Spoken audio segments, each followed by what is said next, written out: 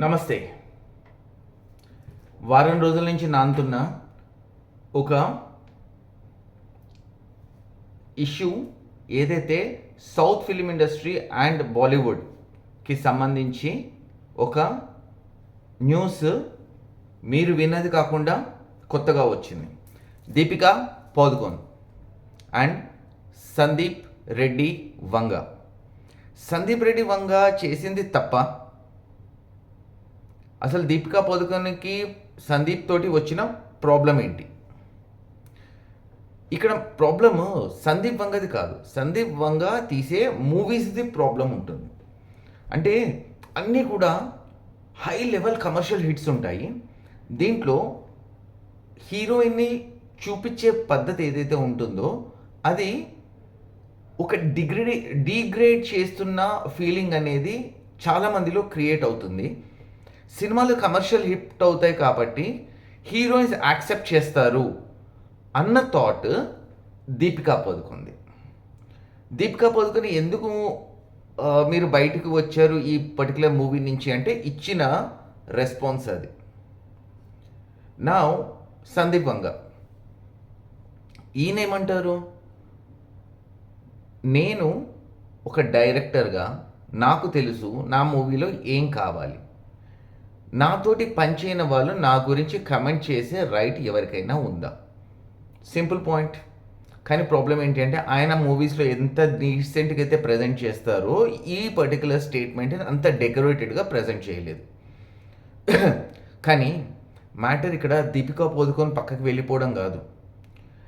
బాలీవుడ్ ఇండస్ట్రీకి the so called big ఖాన్స్కి and ఈ రిలేట్ అయ్యి ఉన్న టాప్ మోస్ట్ యాక్టర్స్ ఇంక్లూడింగ్ మన అమితాబ్ బచ్చన్ గారు కూడా నచ్చింది ఏంటి అంటే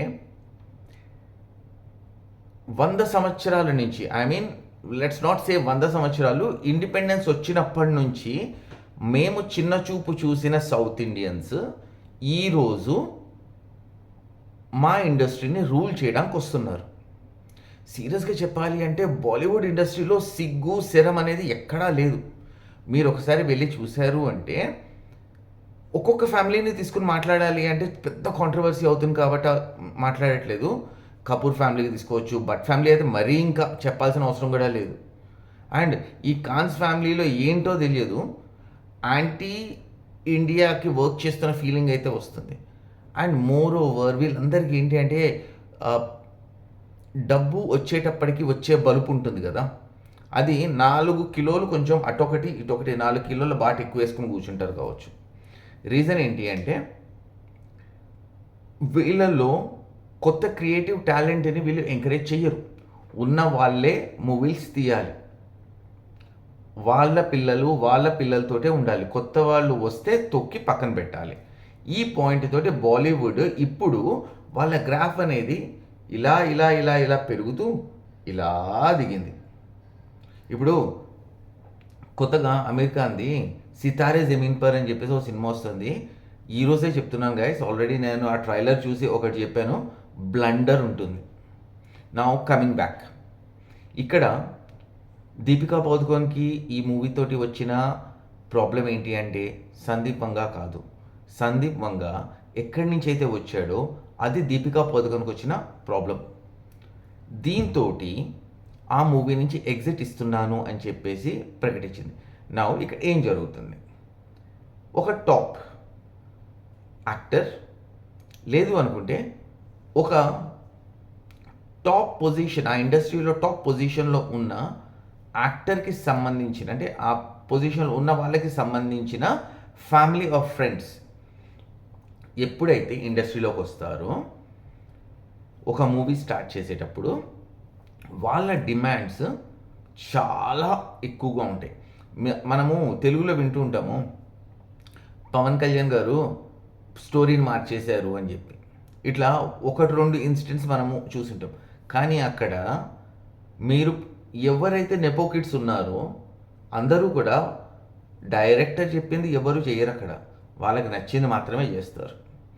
ఎందుకు అంటే వాళ్ళ రాజ్యం అక్కడ నడవాలి. వాళ్ళకి ఇప్పుడు సీరియస్గా చెప్పాలంటే డోంట్ హ్యావ్ బ్రెయిన్స్.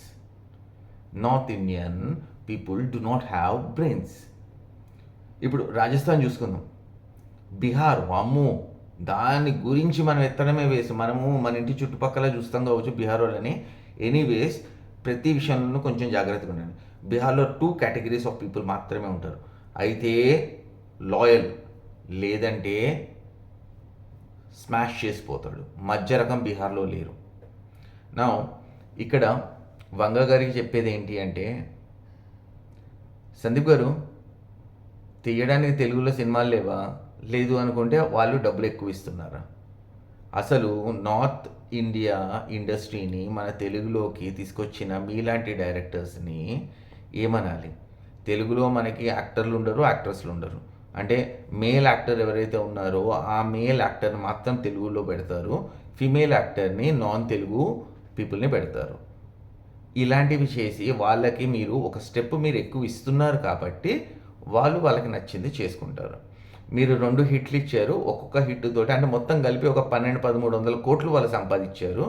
మీరు తీసిన యానిమల్ మూవీ ఏదైతే ఉందో, నిజంగా చెప్పాలి అంటే సాలార్, యానిమల్ 2 ఒకటే టైంలో వచ్చాయి. రెండిట్లలో ఏది బాగుంది అంటే సాలార్ బాగుంది మీ యానిమల్ కన్నా. నిజంగానే అది యానిమల్ లాగానే ఉంది. కానీ ఆ సినిమా చూడ్డానికి పిల్లల్ని కూడా తీసుకుని థియేటర్కి వెళ్ళొచ్చు. సాలార్ చూడ్డానికి ఏ రేటెడ్ అని చెప్పేసి ఆపిచ్చారు మీరు, మీ టీం మెంబర్స్. నా ఇలానే జరుగుతూ పోతే over a period of time ఏమవుతుంది అంటే, కూసే గాడిద వచ్చి మేసే గాడిదని చెప్పినట్టు మన డైరెక్టర్లు, మన ప్రొడ్యూసర్లు ఏదో గుర్తుగా మంచిగా సినిమాలు చేసుకుంటూ ప్రపంచంలో మంచి పేరు తెచ్చుకుంటుంటే, మీలాంటి వాళ్ళు అక్కడికి వెళ్ళి సింపుల్గా మన పేరుని చెడగొట్టడమే కాకుండా వాళ్ళతోటి కలిసి మన ఇండస్ట్రీని కూడా నాశనం చేద్దాము అని చెప్పి ప్లాన్ చేస్తున్నట్టు నా ఫీలింగ్. ఒకవేళ బై ఎనీ ఛాన్స్, ఎందుకంటే నా వీడియోస్కి జనరల్గా రీచ్ తక్కువ, మీ వరకు రావడానికి 2 దశాబ్దాలు 2 శతాబ్దాలు పడుతుంది. ఒకవేళ పొర్రపాటున వచ్చింది అనుకోండి, దీపికా పదుకొన్ గారికి ఒకటి చెప్తా, अगर आपको काम करना है, कोई भी डायरेक्टर हो अच्छे तरीके से कास्टिंग करके आपका कोई रोल दे रहा है तो घमंड मत दिखाना, सीधा जाके काम करो और अच्छा మార్క్స్ కమాओ. అండ్ డైరెక్టర్ గారికి చెప్పేది ఏంటి అంటే, మీకు చెప్పడానికి ఆల్రెడీ చెప్పేశాను, మంచి సినిమాలు తెలుగులో తీయండి. అక్కడికి పోయి ఇంకో దగ్గర తీయాల్సిన అవసరం లేదు. వాళ్ళ దగ్గర మీకు వచ్చేవి 4 డబ్బులు. లాయల్గా మీరు మన ఇండస్ట్రీ వాళ్ళతోటి కనుక ఉంటే డబ్బులు కాదు, నెత్తిన పెట్టి చూసుకుంటారు. తెలుగు ప్రజల్లో అంత ఇది ఉంది. అండ్ ఈ ఆడియన్స్ సపోర్ట్ మీకు ఉండాలి అంటే కాంట్రవర్సీస్ లేకుండా మంచి సినిమాలు తీయండి. జై హింద్.